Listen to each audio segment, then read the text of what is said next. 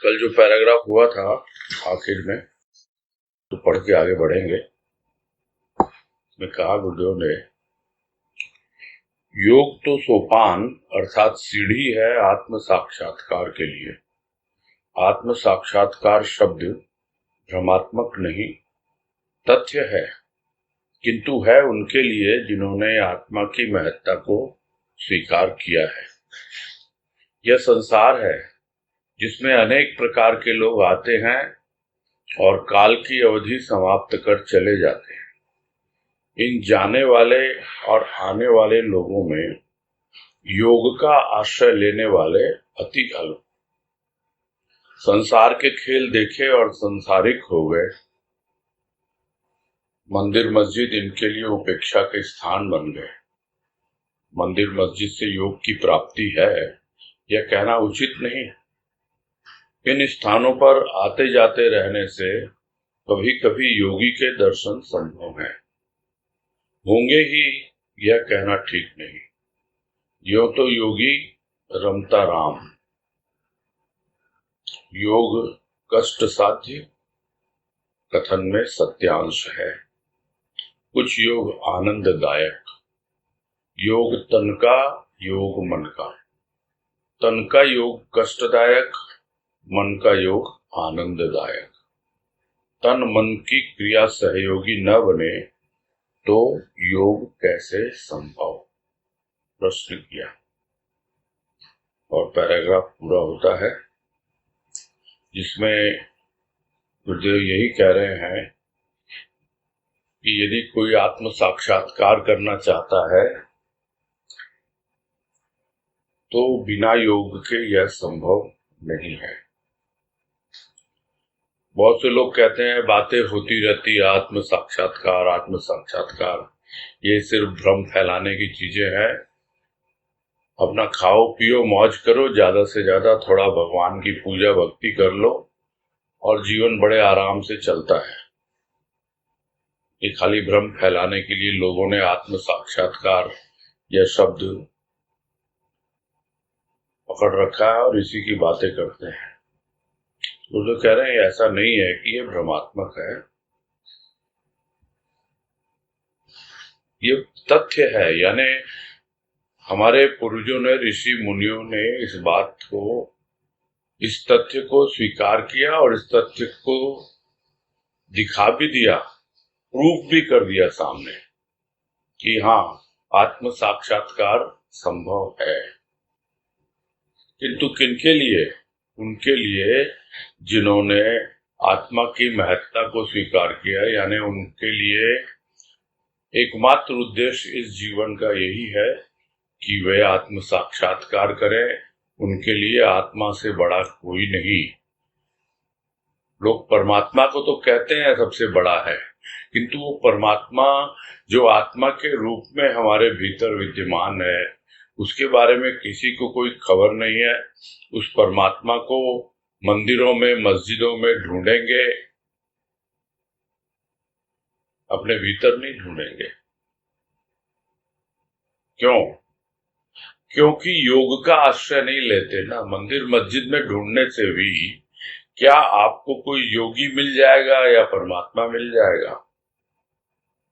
ये कहना बड़ा कठिन है।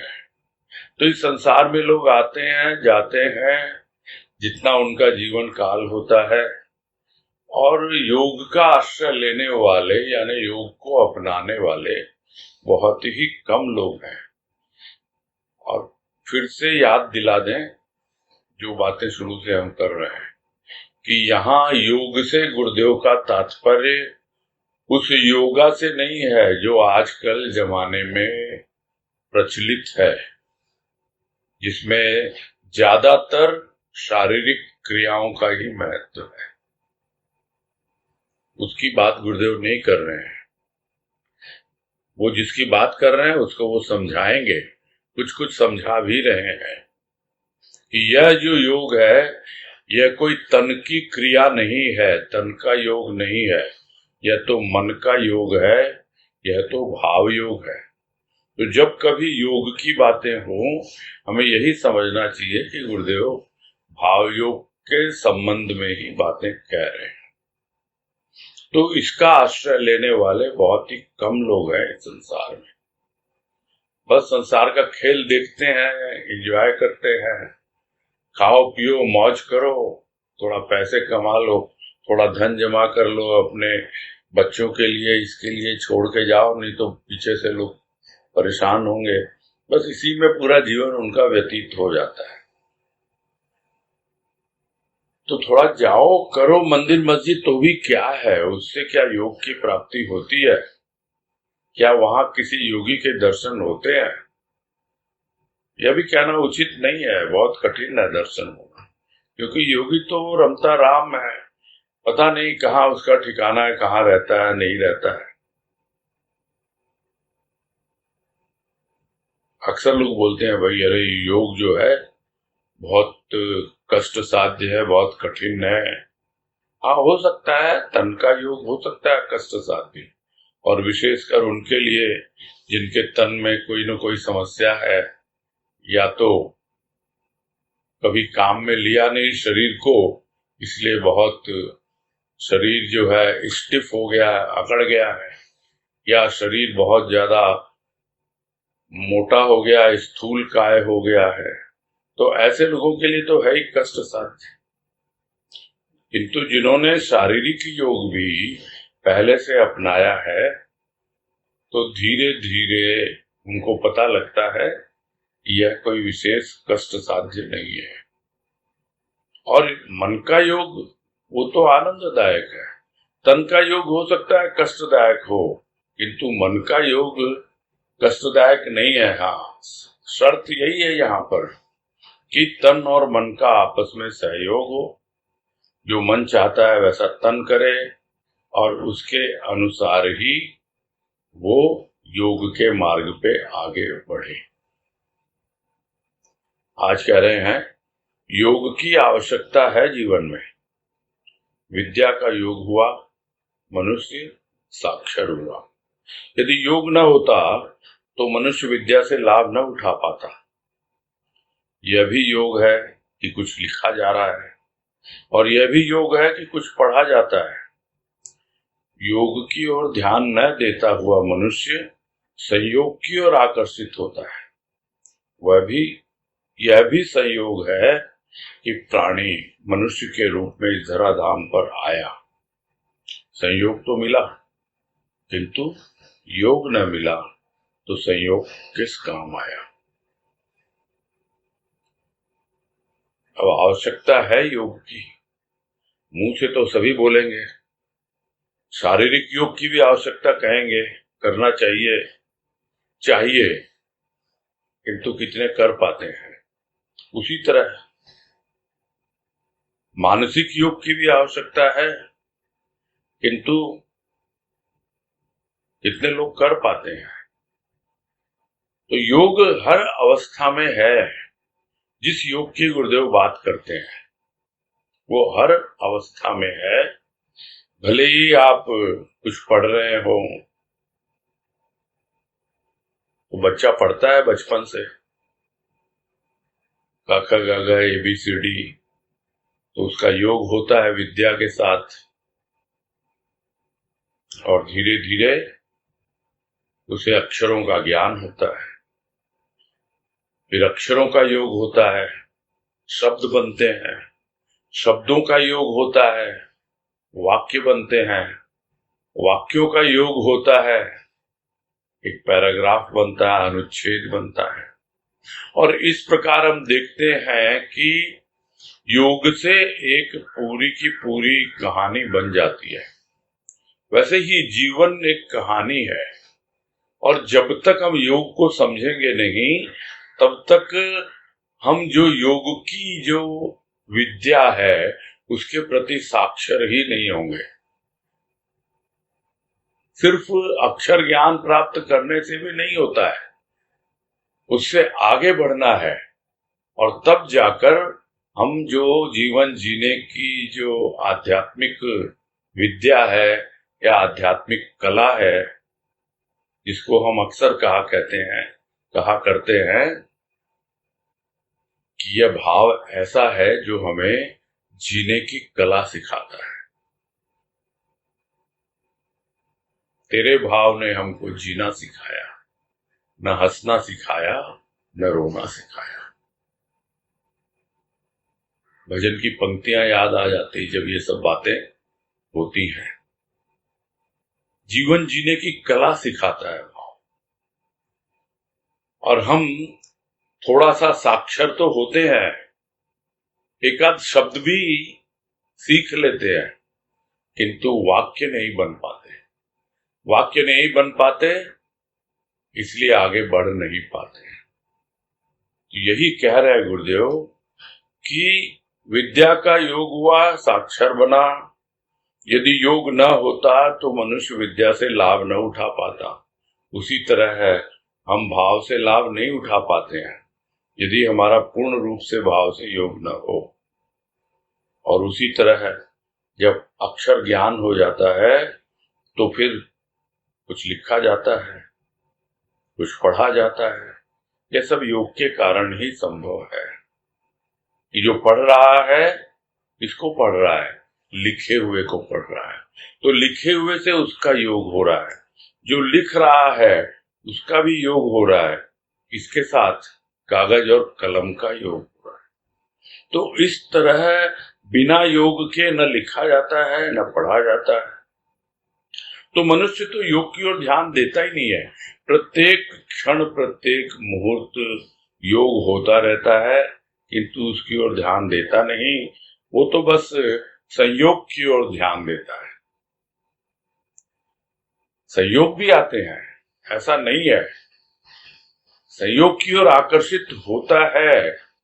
और यदि यह समझ जाए कि यह भी एक संयोग है कि प्राणी मनुष्य के रूप में इस धराधाम पर आया है, तब कम से कम समझे तो सही ना। नहीं तो एक संयोग आएगा भाई, एक था संयोग हुआ था, किंतु हम उसका लाभ नहीं उठा पाए। अरे उसकी कृपा तो हर पल हो रही है। जो कोई योग करना चाहता है योग होता है, किंतु यदि संयोग की प्रतीक्षा करते रहें तो क्या संयोग पर आधारित होगी उसकी कृपा? और फिर एक भजन की लाइन याद आ गई कि ये प्रभु कृपा का फल है या है कोई शुभ संयोग। कैसे पहचानेगा प्राणी, कैसे होगा उससे योग? तो कैसे पहचाने प्राणी, कैसे उससे योग हो? ये प्रभु कृपा का फल है या कोई शुभ संयोग है? तो शुभ संयोग तो यदा कदा आते हैं, कृपा हर वक्त होती है। बस हम योग को अपनाने के लिए तैयार हो जाएं और यह समझें कि एक संयोग मिला है हमें मनुष्य के रूप में। हम इस धराधाम पर आए हैं और हमें संयोग मिला है, कृपा हुई है किसी की कि हमें सत्संग मिला है, सतगुरु बाबा का संग मिला है। उनका भाव, उनकी वाणी, उनका प्रेम, उनका ज्ञान, उनकी भक्ति, कुछ भी समझे हम, उससे हमारा थोड़ा बहुत तो योग हुआ है। तो संयोग का लाभ उठाएं, अब उससे योग करें। तो इसीलिए कह रहे गुरुदेव, संयोग तो मिला किंतु योग न मिला तो संयोग किस काम आया? किस काम आया संयोग? सत्संग मिल गया, गुरुदेव मिल गए, बाबा मिल गए, कोई शुभ संयोग आया ऐसा? सबकी अपनी अपनी कहानी है और सुनते रहते हैं हम, सब अपनी कहानी बताते हैं कि किस प्रकार सत्संग में लगे, कैसे संयोग बैठा, कैसे क्या हुआ। किंतु आगे संयोग तो मिल गया, योग न मिला। योग न मिला तो ये संयोग किस काम आया? विचारणी है ये हम सबको विचार करना चाहिए, अवश्य करना चाहिए। आगे कह रहे हैं, योगी कहकर यदि किसी को संबोधित किया जाए तो प्रायः देखा जाता है कि मनुष्य गौरव अनुभव करता है। गौरव अनुभव करना एक प्रकार का अहंकार ही तो है। जहां अहंकार वहां योग बेकार। योग अहंकार रहने नहीं देता। योगी और अहंकारी ये विपरीत धारणा है। कुछ धारण किया है तभी तो योग के पथ पर अग्रसर होगा। यह अहंकार क्या है? अहंकार एक ऐसा भाव है जो मनुष्य को कुछ ग्रहण नहीं करने देता। अहंकार कुछ कम हुआ कि मनुष्य को वस्तु स्थिति का ज्ञान होता है, अब कुछ सीख सकेगा। अहंकार का ज्वर कुछ कम हुआ कि अन्य क्रिया प्रारंभ हो। यह अन्य क्रिया क्या है? योग। योग के लिए अहंकार शून्य होना पड़ता है। अहंकार शून्य व्यक्ति हो नहीं पाता, अतः पूर्ण योग होना असंभव हो जाता है। कुछ क्रियाओं की जानकारी मनुष्य को पूर्ण योगी कैसे बना पाए? और इस पैराग्राफ में विशेषकर अहंकार और योग, इसके बारे में विस्तृत रूप से गुरुदेव ने बताया है हमें कि यदि आप किसी को कहते हैं हाँ भाई ये तो योगी है तो गौरव अनुभव करेगा ही, हाँ भाई लोग मुझे योगी कह रहे हैं। किंतु वो जो गौरव है तो उसके पीछे अहंकार नहीं है। एक बहुत ही प्रसिद्ध स्लोगन कई वर्षों से चल रहा है और अभी भी चल रहा है कि गर्व से कहो हम हिंदू हैं। अरे हिंदू हैं तो हैं, उसमें गर्व से कहो मतलब क्या कोई आपको नीचा दिखा रहा है? यह जो गौरव और गर्व की भावना है यह आपको अहंकार से भर देती है। यह आपको कट्टरवादिता की ओर ले जाती है। लोग समझ नहीं पाते कि जितना अहंकार बढ़ता जाएगा उतना ही प्राणी कट्टर होता जाता है, यानी किसी और की सुनता ही नहीं, वो एकदम फैनेटिक हो जाता है। मैं जो कह रहा हूं वही ठीक है, मेरी बात ही सही है। अरे मैं योगी, हाँ मैं क्या हो गया? तो इस तरह से यदि कोई थोड़ा बहुत योग अगर किसी को मिल भी जाए और उस पे योगी का एक लेवल लग भी जाए तो क्या है, अहंकार को बढ़ाने के लिए ही है वो। और साधारण प्राणी को भी समझ लेना चाहिए कि जहां अहंकार है वहां पर यदि थोड़ा बहुत योग हो भी जाता है, यानी आपने अगर भाव योग को अपना लिया और आपको भाव की अनुभूति होने लग गई और आप उसका यदि अहंकार लेके बैठ जाओ तो फिर वो टिकेगा नहीं, वहां पर योग बेकार हो जाता है। एक बार सुना था प्रवचन में राजमा से, बात याद आ गई कि लोग कहते हैं कि प्रभु भाव का भूखा है। बिल्कुल भूखा है। किनके लिए? उनके लिए जो अहंकार करते हैं। जो अहंकार करते हैं उनके भाव को वो खा जाता है, वो उनके भाव का भूखा है।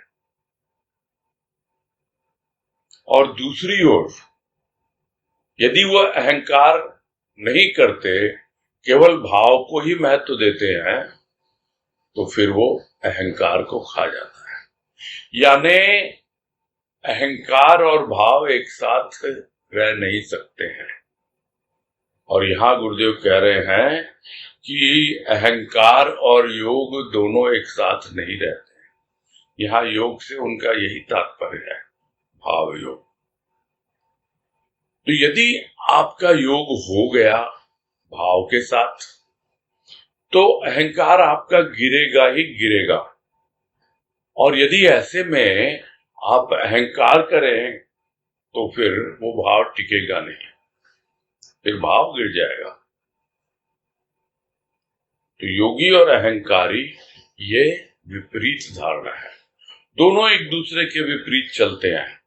और ये हम सब जानते हैं कि जो भी विपरीत चीजें होती हैं वो एक दूसरे की पूरक होती हैं। यानी जितना योग बढ़ता जाएगा अहंकार कम होता जाएगा, जितना अहंकार बढ़ता चला जाएगा योग कम होता चला जाएगा। जिस तरह जितना प्रकाश बढ़ता चला जाएगा अहंकार अंधकार कम होता चला जाएगा, और जितना अंधकार बढ़ता चला जाएगा प्रकाश अपने आप कम हो जाता है। ये विपरीत धारणाएं, किंतु एक दूसरे की पूरक है। वैसे ही अहंकार और योग एक दूसरे के पूरक हैं, विपरीत धारणाएं हैं। भाई आपने कुछ धारण किया है ना, कुछ तो मिला होगा ना अपने प्रभु से, कुछ तो भीतर धारण किया होगा, कुछ तो उसकी कृपा का अनुभव किया होगा, तभी तो आप योग के पथ पर अग्रसर हो रहे हो। तो फिर तो अहंकार किस बात का है? समझो कि धारण किया तो कहां से आया, अहंकार करने की क्या आवश्यकता है। और फिर समझा रहे हैं कि वास्तव में अहंकार है क्या। अहंकार एक ऐसा भाव है जो मनुष्य को कुछ ग्रहण नहीं करने देता। हम सोच तो रहे होते हैं हमको बहुत भाव मिल रहा है, बहुत मिल रहा है, लेकिन मिलेगा कहां से? जगह ही नहीं है उसको। उस जगह ने तो अहंकार को भर रखा है। अहंकार यदि कोई जगह खाली करे तब तो भाव उसमें प्रवेश करे ना। अहंकार से भरा हुआ है तो भाव आएगा कहां से? तो अहंकार कुछ ग्रहण करने ही नहीं देता, प्रवेश करने ही नहीं देता योग को। और योग क्या, कुछ भी नहीं ग्रहण करने देता। हाँ, जब अहंकार कुछ कम होता है तब मनुष्य को मालूम पड़ता है कि अरे मैं तो झूठा अहंकार कर रहा था, बिना बात का कर रहा था, अपने आप को बहुत बड़ा सत्संगी मान रहा था, बहुत बड़ा भक्त मान रहा था मैं क्या? मैं तो कुछ भी नहीं। 1 मिनट में दिखला दिया गुरुदेव ने कि देख तेरी क्या औकात है, इतना अहंकार कर रहा है तू। तो वस्तु स्थिति का ज्ञान हो जाता है, लेकिन कब होता है? जब अहंकार कुछ कम होता है, और नहीं तो अपने अहंकार के नशे में ही वो बढ़ता ही रहता है। और यहां इसको गुरुदेव कह रहे हैं, उसको अहंकार का ज्वर चढ़ा हुआ है, यानी बुखार चढ़ा हुआ है। तभी जब ज्वर कुछ कम होगा, बुखार कुछ कम होगा, तभी तो कुछ समझेगा, तब कुछ सीखेगा, तब जाके दूसरी बातें आएंगी। एक एक चीज को समझेगा, क्या मेरी कमी है, कहाँ मैं पीछे हूं, क्या वजह है कि आगे नहीं बढ़ पा रहा हूं। ये सब बातें तभी समझ में आएंगी। अन्यथा लोग कुछ तो बोल भी देते हैं, कुछ नहीं भी बोलते हैं, किंतु मन ही मन सोचते रहते हैं। इतने वर्ष हो गए हमें सत्संग करते हुए, इतना कुछ हुआ, क्या बात है भैया हम आगे नहीं बढ़ पा रहे हैं। विचार करें, खुद ही अपना विचार करें। और वही बता रहे हैं गुरुदेव कि अहंकार कुछ कम हो तब तो मनुष्य को वस्तु स्थिति का ज्ञान हो, तब जाकर के कुछ दूसरी बातें अंदर आएंगी।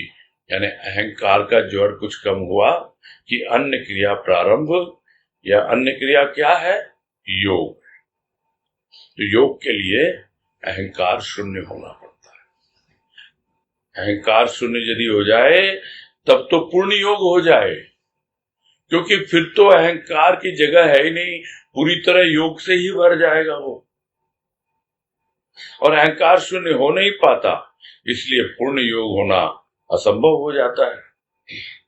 किंतु हाँ, थोड़ा अहंकार कम हो, वस्तु स्थिति का ज्ञान हो कि हाँ कितना हमारा योग हुआ है, कितना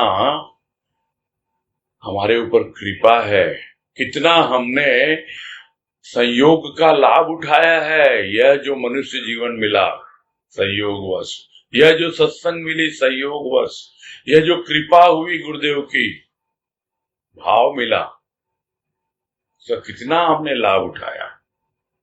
कब सोचेगा समझेगा, जब अहंकार का ज्वर कुछ कम होगा और थोड़ा बहुत योग से उसका परिचय होगा। धीरे धीरे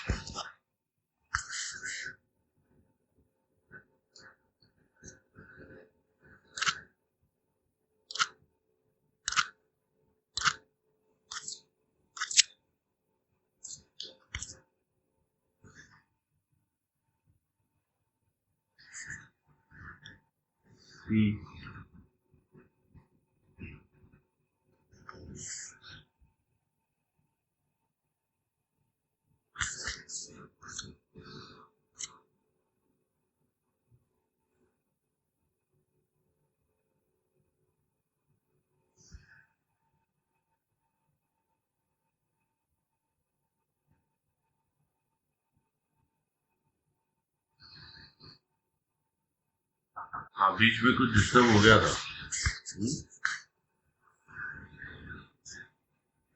सुन रहा है अभी?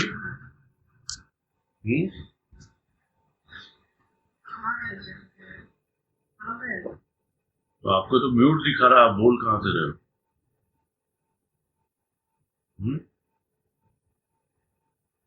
अभी म्यूट दिखा रहा नहीं, अभी भी म्यूट दिखा रहा मुझे तो आपका। आपके एंड में प्रॉब्लम है, कहाँ है? नहीं, पता नहीं, अब अनम्यूट दिख रहा है आपका। अच्छा, तो कोई डिस्कनेक्ट हुआ नहीं बीच में क्या?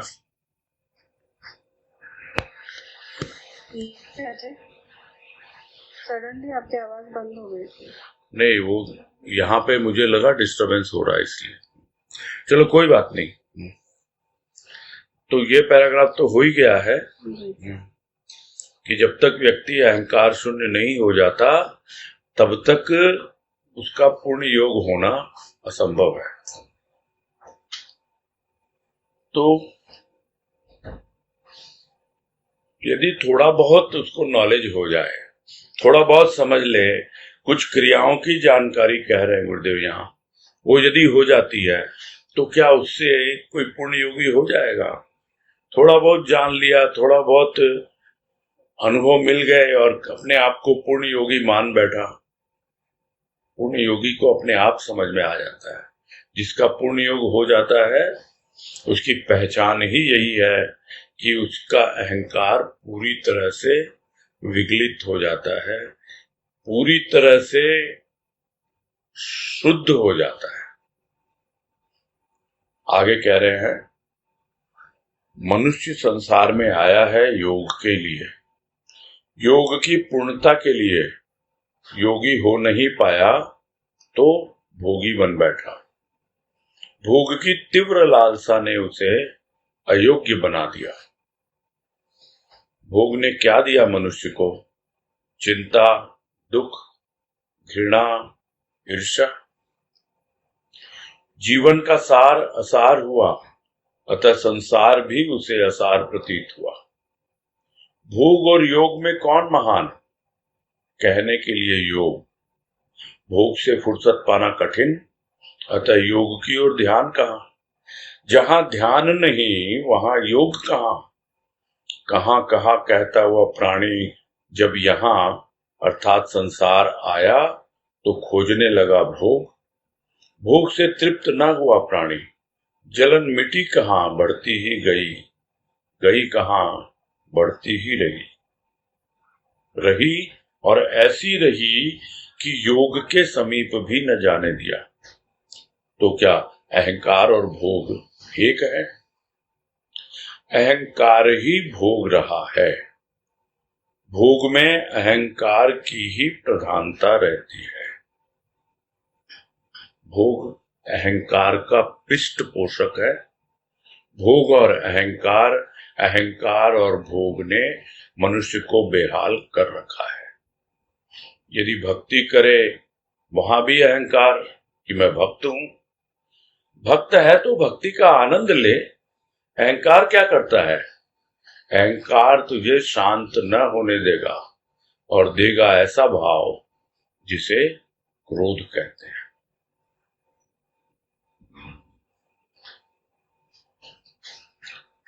पैराग्राफ थोड़ा बड़ा है, फिर भी गुरुदेव ने बहुत अच्छे तरीके से एक्सप्लेन किया है और हमें समझ में आ भी रहा है। पढ़ते पढ़ते ही समझ में आ रहा है कि गुरुदेव क्या कहना चाह रहे हैं। यही कह रहे हैं कि संसार में किस लिए आया प्राणी? योग करने के लिए आया है। सिर्फ योग करने के लिए ही नहीं आया, योग को अपनाने के लिए ही नहीं आया, योग की पूर्णता के लिए आया है। यानी योग पूर्णता को उपलब्ध हो, इसके लिए आया है इस संसार में। जो पिछले लेख में हमने समझा, जो गुरुदेव ने बताया कि किस लिए आया, अवसान करने आया है। किसका? कर्म का और ज्ञान का, दोनों का अवसान होता है, इसीलिए आया है।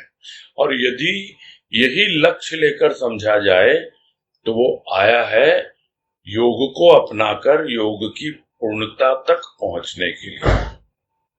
तो अभी तो योग अपनाने की कोशिश ही नहीं की, और यदि थोड़ी बहुत की भी तो सफलता नहीं मिली। फिर उसने योग से किनारा कर लिया, तो योगी तो हो नहीं पाया, तो क्या करेगा फिर? भोगी हो गया, भोगी बन बैठा। संसार में आया तो था योगी बनने के लिए, योग करने के लिए और योग की पूर्णता प्राप्त करने के लिए, किंतु वो तो हो नहीं पाया, इसलिए भोगी बन बैठा। और भोग की इतनी तीव्र लालसा उसे आ गई, इतना ज्यादा भोगी हो गया कि उसे बाहर निकल ही नहीं पा रहा है। तो बाहर नहीं निकल पा रहा है तो फिर कह रहे हैं गुरुदेव, फिर योग के लिए वो योग्य नहीं है। जैसा शुरू में ही कहा, योग्य के लिए योग, यानी योग्यता अर्जित करनी होगी। तो जो प्राणी भोग में लिप्त है, जो भोगी है, वो योग के लिए कभी भी योग्य नहीं हो सकता, वो अयोग्य ही कहा जाएगा। सोचता नहीं है प्राणी कि भोग ने क्या दिया। अरे भोग ने दी चिंता, दुख, घृणा, ईर्ष्या। और इन चारों बातों पे हम लोग बहुत बार चर्चा कर चुके हैं कि चिंता किस बात की है? भविष्य की चिंता है। चिंता किस बात की है? अभाव के कारण है। जैसे ही अभाव पे दृष्टि पड़ती है, भय होने लगता है, भय होने लगता है, चिंता घेर लेती है। उसी तरह मन दुखी हो जाता है। मन दुखी क्यों होता है? शरीर का कष्ट तो अपनी जगह है, काल्पनिक है। गुरुदेव कहते हैं दुख, दुख तो काल्पनिक है ही नहीं दुख। अभाव किसी प्रकार का है ही नहीं, क्योंकि तुम्हारी दृष्टि भाव से हट गई, इसलिए अभाव आ गया और तुमने चिंता करना शुरू कर दी। भाव से हट गई, इसलिए दुख आ गया। कल्पना में खेलने लगे। भाव कोई कल्पना नहीं है, भाव अनुभव है। और यदि भाव के साथ प्रभु के प्रति प्रेम नहीं आया तो घृणा ही होगी। बहुत से लोग कहते हैं हमें दूसरों से तो घृणा नहीं है, हमें अपने आप से ही घृणा होती है कि हम कुछ नहीं कर पाए। तो उससे क्या उपलब्ध होना है? घृणा ने किसी का भी भला नहीं किया। प्रभु से प्रेम करें, अपने आप घृणा कम हो जाएगी और खत्म हो जाएगी। दूसरों से तो घृणा करना ही नहीं है, अपने आप से भी घृणा ना करें, और उसके लिए चाहिए प्रभु से प्रेम। और ईर्ष्या के बारे में तो बहुत विस्तार से गुरुदेव ने आनंद पथ में समझाया, और उसका यही मतलब है कि अहंकार ही ईर्ष्या का जनक है। किसी को आगे बढ़ता हुआ देखकर हमें उससे जलन होती है, तो एक जलन है ईर्ष्या की, दूसरी जलन है चिंता की, तीसरी जलन है दुख की, और चौथी जलन है घृणा की। यानी प्राणी बाद में जाएगा चिता पर, तो पूरे जीवन भर दुख, घृणा, ईर्ष्या, चिंता इसकी चिता पर ही चलता रहता है। तो सारा जीवन असार हो गया उसका, क्योंकि ये सब किसका दिया हुआ है, किसकी देन है? भोग की देन है। भोग में लिप्त रहा, और इसके कारण सब कुछ उसके सोचने समझने की शक्ति चली गई है। और क्या लगा उसे संसार, अरे बेकार आया, यहां तो भोग है रहा हूं मैं, अपने कर्मों का फल भोग रहा हूं, क्योंकि भोग के अलावा कुछ सूझता ही नहीं उसको कि प्रभु से योग करूं, उसके भाव से योग करूं, तो कम से कम भोग तो कम हो, संसार में कुछ सार तो दिखाई दे, नहीं तो संसार असार प्रतीत होता है। तो पूछने की जरूरत ही नहीं है कि भोग और योग में कौन महान है। तो लोग कहेंगे तो सही कि योग महान है, सब जानते हैं, किंतु भोग से फुर्सत कहाँ है भाई? और अगर फुर्सत है भी तो योग की ओर ध्यान कहाँ है? लोग बोल देंगे नहीं, हम भोग में लिप्त नहीं है। नहीं है तो क्या है? क्या कर रहे हो फिर? क्या प्रभु से योग कर रहे हो? क्या भाव में जीवन जीते हो या अभाव में ही हो? ध्यान ही नहीं देता कोई। यही कह रहे हैं, भोग से फुर्सत पाना कठिन, और इसलिए योग की ओर ध्यान ही नहीं जाता। और जहां ध्यान नहीं है तो स्वाभाविक है, योग का एक बहुत बड़ा हिस्सा है ध्यान। जो लोग शारीरिक योग या अष्टांग योग में भी बैठते हैं, उनमें भी पता है उनको कि ध्यान का कितना महत्व है।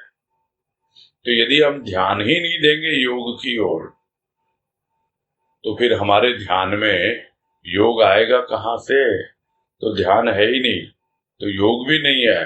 तो इस प्रकार कहां करते हुए चला जाता है,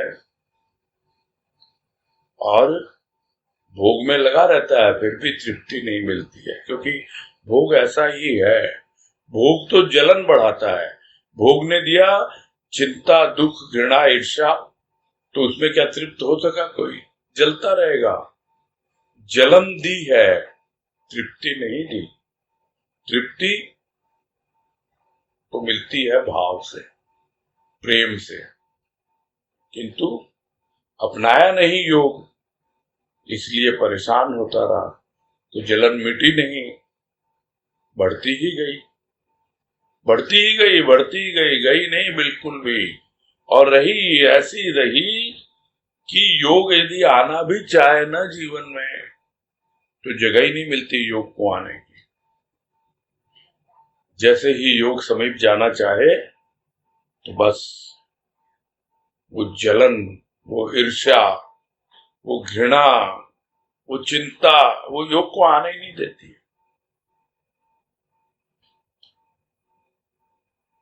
और जब ऐसी अवस्था हो तो क्या यह समझा जाए कि भोग और अहंकार एक ही हैं? जिस भोग की बात कर रहे हैं गुरुदेव, और क्या अहंकार एक ही है? इस बात को समझना होगा। तो गुरुदेव समझा भी रहे हैं कि भोग में भी अहंकार की ही प्रधानता होती है। क्योंकि कौन भोग रहा है? भोग की लालसा किसके भीतर है? कौन लिप्त हो रहा है? ये मैं ही तो हो रहा हूं। ये मैं कौन है? ये मैं ही तो अहंकार है। तो वहां पर अहंकार की प्रधानता रहती है। मुझे सुख मिल रहा है, मुझे ये अच्छा लग रहा है, मेरे जीवा को बड़ा स्वादिष्ट लग रहा है, मेरे साथ ये है, मेरा अच्छा पहन लूं, बहुत ये कर लूं, सब भोग रहा है। किसके लिए? मैं के लिए। तो ये मैं ही तो भोग रहा है, ये अहंकार ही तो भोग रहा है। तो इस प्रकार अहंकार जो करना चाहता है, भोग उसको पूरा करता है। यानी अहंकार का पृष्ठ पोषक है। पृष्ठ पोषक यानी उसी को दोहराता रहता है, जो अधूरा रह गया उसको पूरा करता रहता है। अहंकार चाहता है, फिर लग गया भोग के लिए, भोग की सामग्री जुटाने लग गया, उसमें लग गया, फिर थोड़ा अहंकार आया, थोड़े पैसे हो गए, उसका अहंकार हो गया, फिर भोग की सामग्री इकट्ठा करने लग गया। यानी इस प्रकार से भोग और अहंकार, अहंकार और भोग, इसी ने मनुष्य को बेहाल कर रखा है। समझ ही नहीं पाता। यहां तक कि कोई भक्ति में भी लग जाता है तो उसको भक्ति का ही अहंकार हो जाता है कि मैं तो भक्त हूं। अरे भाई, भक्त है तो एंजॉय करो ना भक्ति को, आनंद लो ना भक्ति का। अहंकार करने की क्या जरूरत है? और यदि कर रहे हो तो फिर जलो ईर्ष्या में, जलो चिंता में, दुख में, घृणा में, क्योंकि यह अहंकार शांत नहीं होने देगा और इन सबको खींच ले आएगा और ऐसा भाव देगा जिसे क्रोध कहते हैं। तो क्रोध क्या है? ये भी अहंकार का ही पृष्ठपोषक है। अहंकार जब क्षुब्ध हो जाता है, यानी अहंकार पूरा नहीं हो पाता, तब प्राणी को क्रोध आता है। और ये सब बातें, जब क्रोध की बातें हो रही थी तो गुरुदेव ने बहुत एक्सप्लेन किया है। जब हम आनंद पथ कर रहे थे तो अहंकार शांत नहीं होने देगा, और जब हम शांत नहीं हो पाएंगे तो हम गुस्सा करेंगे। पहले तो किसी और पे ही करेंगे, बात कुछ और होती है और गुस्सा कुछ और होता है। जिस प्राणी का अहंकार क्षुब्ध हो जाता है तो वो उसी पे शोर मचाता है, उसी पे गुस्सा करता है, क्रोध करता है, जिस पे उसका वश चलता है और यह सोचता है कि यह अहंकार जो है वो मेरा तुष्ट हो रहा है, क्योंकि क्षुब्ध किया किसी और ने और वो तुष्ट करना चाहता है कहीं और। समझ ही नहीं पाता इस अहंकार के खेल। बस यही पूरा करते हैं आज।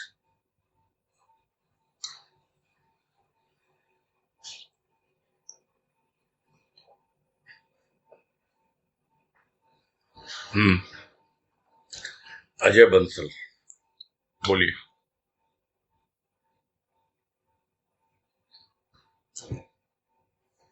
हाँ भैया, प्रणाम।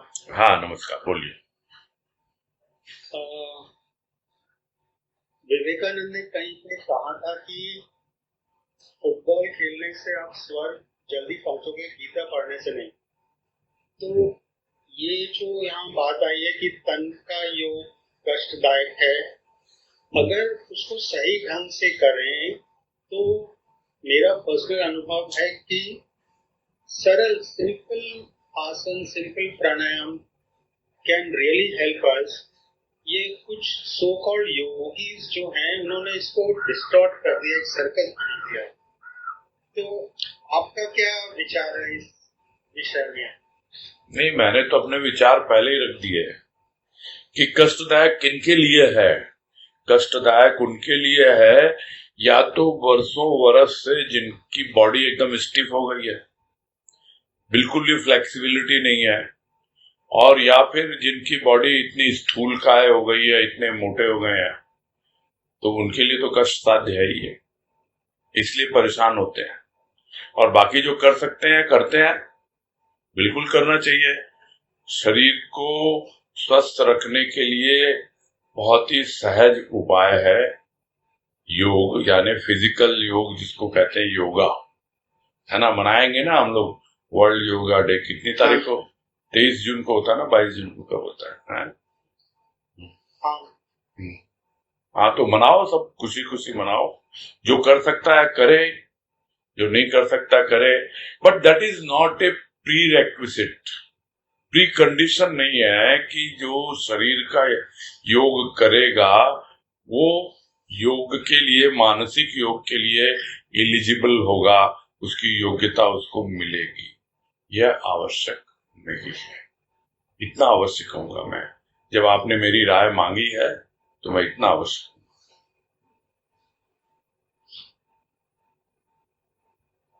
ठीक है, इसको काफी डिस्टॉर्ट एक्चुअली कर दिया है, जैसे कि सर पे खड़े होना, पेट हिलाना, एक पैर पे खड़े होना, वो सब योग नहीं, वो सर्कस हो रहा है एक्चुअली योग के नाम नहीं, पे। वो ठीक है, वो ठीक है, वो आप अपनी जगह हो, वो सही है, मैं उसकी बात नहीं कर रहा हूं। आपका जो क्वेश्चन था कि कष्ट साध्य है, मैं कह रहा हूं मैंने क्लियर पहले ही कर दिया कि कष्ट साध्य किनके लिए है, और ये भी कोई प्री रेक्विजिट नहीं है कि आपको फिजिकल योगा आना चाहिए तभी आप जो है मेंटल योगा कर पाओगे। ये बिल्कुल भी प्री कंडीशन नहीं होता है।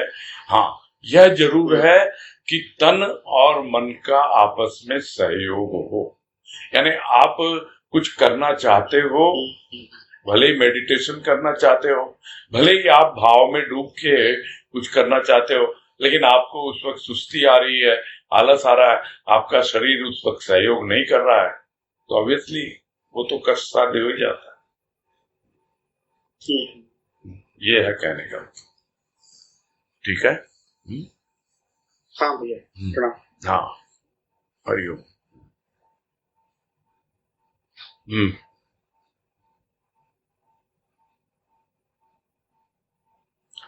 और बोलो, कौन बोल रहे हैं?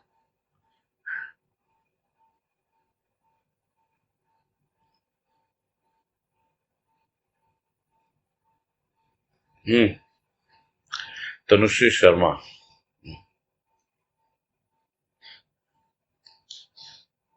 प्रणाम भैया। हाँ,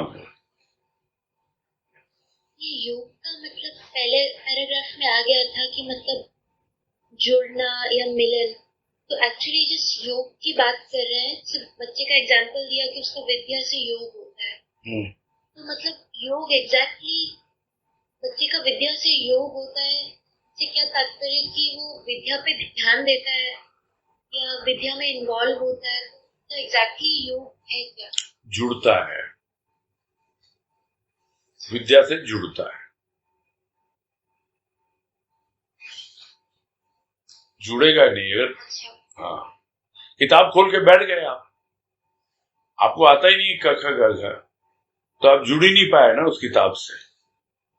आप किताब खोल के बैठ गए अभी भाव योग, आप पढ़ रहे हो, रीडिंग मार रहे हो क्योंकि पढ़ना आता आपको, आप साक्षर हो, किंतु जो भीतर की साक्षरता चाहिए, भीतर जो अक्षर का ज्ञान चाहिए, वहां तक पहुंचना है। तो यह यात्रा तो अक्षर से अक्षर तक की है, यानी शुरू में क ख ग घ सीखते हैं, अक्षर का ज्ञान होता है, फिर धीरे धीरे जो बात आई हुई थी कि शब्द बनते हैं, वाक्य बनते हैं, पैराग्राफ बनते हैं, एक कहानी बन जाती है जीवन की पूरी, और अंत में फिर से समेटना है और उस अक्षर तक, यानी जो बिल्कुल भी क्षर नहीं होता, जो कभी नष्ट नहीं होता, वहां तक पहुंचना है। तो पूरी जीवन यात्रा जो है अक्षर से अक्षर तक की है, और ऑल टाइम, हर वक्त योग तो आवश्यक है ही, यानी जुड़े रहना, आपको जो नॉलेज मिला उससे जुड़े रहना, जो कुछ भी आप कर रहे हो उससे जुड़े रहना। जुड़ोगे नहीं, आपका ध्यान कहीं और होगा, इसका मतलब आपका योग ही नहीं है वहां पर। वो भी बताया कि ध्यान कहीं और है आपका, इसका मतलब आपको आता ही नहीं है योग करना।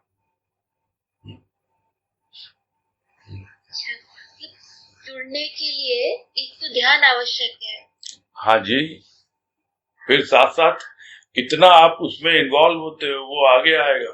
वो भाव की बातें हैं। योग हुआ, आप जुड़े उससे, फिर इन्वॉल्व होंगे, तब मालूम पड़ेगा। योग अगर खाली योग समझे तो उसके लिए खाली ध्यान देना आवश्यक। जुड़ना सिर्फ सतह पे नहीं कि हमने रीडिंग मार ली, पढ़ लिया हमने तो है कि हमको इतना अच्छा लगता है कि हम तो रोज इसका पाठ करते हैं।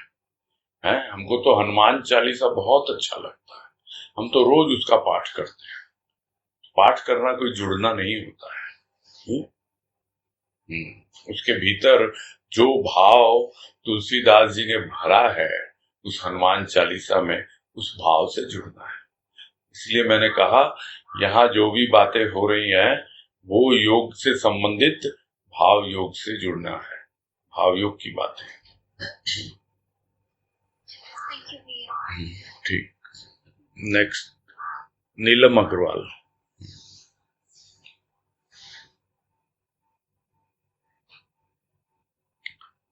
हाँ बोलो नीलम। प्रणाम भैया। हाँ नमस्कार। हाँ प्रणाम भैया।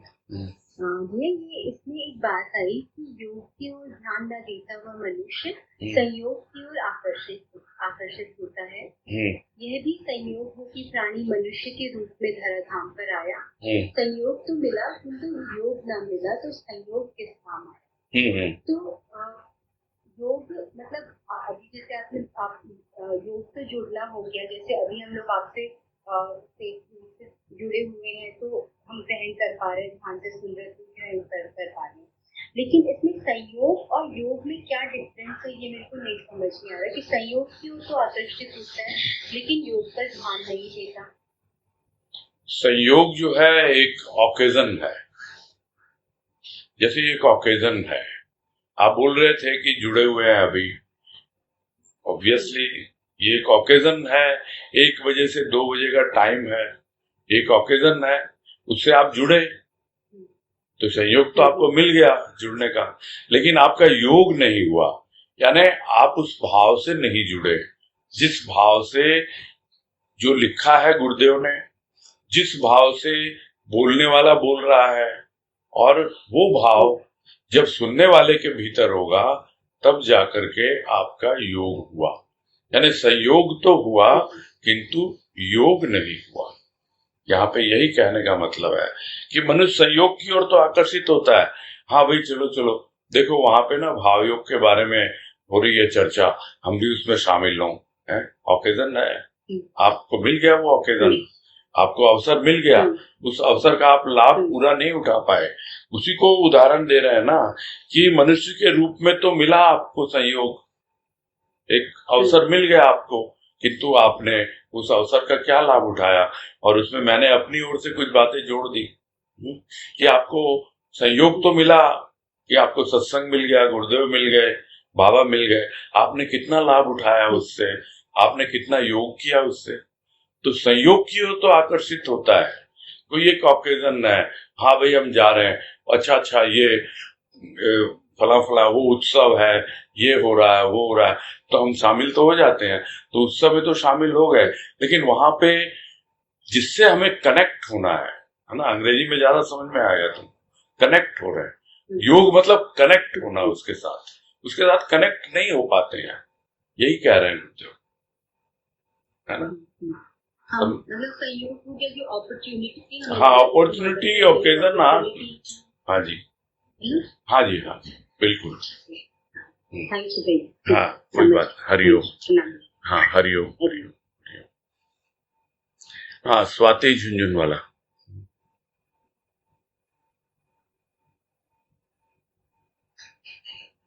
हेलो। हाँ बोलो स्वाति। प्रणाम ताऊ जी। हाँ बोलो। ताऊ जी ये समझना था कि अगर हम सेल्फ एनालाइज करते हैं और हम सेल्फ क्रिटिकल होने लगते हैं या हमारा नेचर होता है थोड़ा सेल्फ क्रिटिकल होना, तो कहीं पर ये एक अहंकार का ही रूप है क्या? नहीं, क्रिटिकल होने का मतलब क्या है? क्रिटिसाइज कर रहे हैं हम, अपने आप को देख रहे हैं, खुद की आलोचना खुद कर रहे हैं हम, तो उसमें अहंकार कहाँ है? नहीं, आप दूसरों को मत बोलो, देखो आप जब सेल्फ क्रिटिकल हो रहे हो तो दूसरा तो कोई आता ही नहीं है ना वहां पर। नहीं। हाँ, तो आप खुद ही हो, खुद अपनी एनालिसिस करो, खुद अपनी क्रिटिसिज्म करो ना, अपने आप में करो, उसका ढिंडोरा पीटने की क्या जरूरत है। मेरे ख्याल में तो उससे आप समझ पाओगे कि वास्तव में आप कितने इगोइस्टिक हैं और कितने नहीं हैं। तो सेल्फ एनालिसिस या सेल्फ क्रिटिसिज्म तो बहुत अच्छी बात है, बशर्ते आप दूसरों को किसी को उसमें इन्वॉल्व मत करो। क्रिटिसाइज करते हैं, मतलब अगर हम अपने अंदर के भावों का या अपने जो हमारे नेचर है या हमारी उस सब को लेके भी हम जब थोड़े सेल्फ क्रिटिकल होते हैं तो ये चाहना कि नहीं मतलब उसका बैकड्रॉप तो शायद ये है कि हमको अच्छा होना है। ऑब्वियसली आप अपने आप को देखोगे, हाँ, अगर अपने आप को देखोगे नहीं, समझोगे नहीं, देखो क्या है, अगर अपनी ही आलोचना करके और हमारे भीतर में मन का एक हिस्सा जो है वो क्षुब्ध होने लगता है, गुस्सा होने लगता है, अरे क्या है तो क्या, तो ऑब्वियसली उस वक्त तो अहंकार को ही चोट पहुंचती है, तो उसको तो डाउन होना ही चाहिए ना। मैं ये कह रहा हूं कि क्रिटिकल अगर होते भी हो तो अपने आप को किसी प्रकार का इन्फीरियरिटी कॉम्प्लेक्स लाने के लिए नहीं हो रहे हो आप, कि नहीं मैं तो कर ही नहीं पा रहा हूं ये सब, मुझे तो ऐसे ही नहीं हो रहा वो। नो, ऐसा नहीं होना चाहिए, किसी प्रकार की हीन भावना नहीं आनी चाहिए। आपको समझ में आना चाहिए आप कहाँ हो और कितना आप और फर्दर इम्प्रोवाइजेशन अपना कर सकते।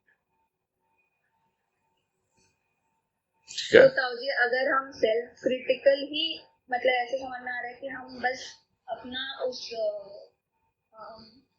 जो भी है उसको हम देख के थोड़े क्रिटिकल ही हैं, उसी स्टेज पे हैं, हम उससे आगे ही नहीं बढ़ पा रहे हैं, तो फिर मतलब क्या हमारा उसमें क्या प्रोसेस होना चाहिए उस चीज से अपने आप को इम्पैक्ट नहीं होने देना, पर उसको पॉजिटिवली और मतलब हम कोशिश कर रहे हैं कि हम उसमें पॉजिटिवली वर्क करें, पर अगर ज्यादा हम उस चीज से नेगेटिवली इम्पैक्ट हो रहा है, अगर ऐसा लग रहा है तो हम मतलब जैसे अगर गुरु जी के सामने भी रख रहे हैं कि ठीक है ये मेरी प्रॉब्लम है और आप इस चीज को दूर कीजिए, तो उसके आगे और हम क्या कर सकते हैं, मतलब इस चीज से आप जितना कर सकते हो, देखो आप जितना कर सकते हो उतना तो करोगे, उसके बाद उस पर छोड़ोगे, पहले उस पर नहीं छोड़ोगे। आप ये बोलो I have tried my best, now it is up to you, बस हल्के हो जाओ ना, लेकिन आपकी एनालिसिस सही होनी चाहिए। मैं इसको एनालिसिस बोलता हूं, मैं इसको क्रिटिसिज्म नहीं बोलता हूं।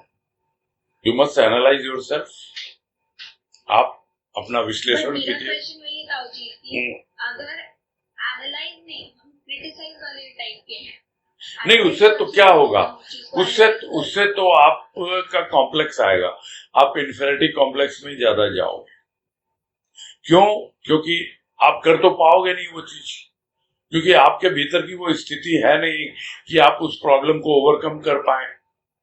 और साथ ही साथ आप बोलेंगे गुरुदेव को, गुरुदेव आप करो, और उसको आपका रिजल्ट मिलेगा नहीं, तो आपका जो गुरुदेव के प्रति थोड़ा बहुत बिलीफ है उसमें भी डेंट पड़ता है।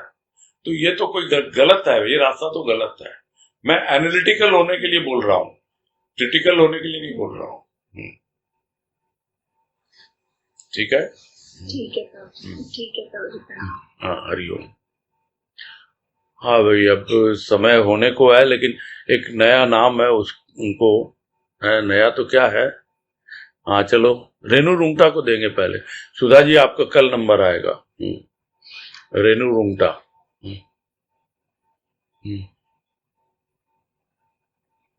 हाँ बोलिए। हेलो।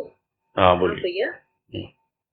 हाँ ये 4th पेज का ये एक मिनट।